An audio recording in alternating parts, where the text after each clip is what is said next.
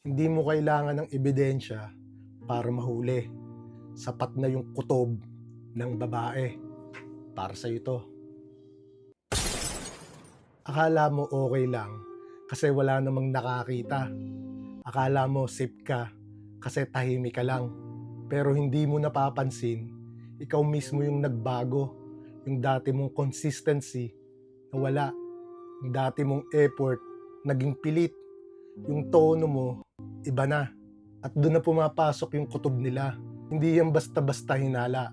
Pinagdudugtong-duktong nila yung maliliit na bagay na ginagawa mo.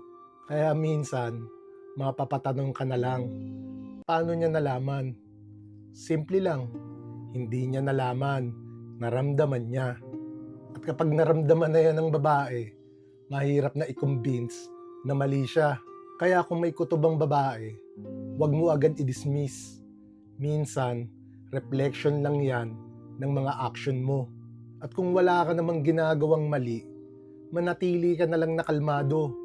Pero kung may tinatago ka, kahit anong tago mo, lalabas at lalabas yan. Kasi sa dulo, hindi ka matatalo ng ebidensya. Matatalo ka ng kutob niya sa pool. Nasa pool.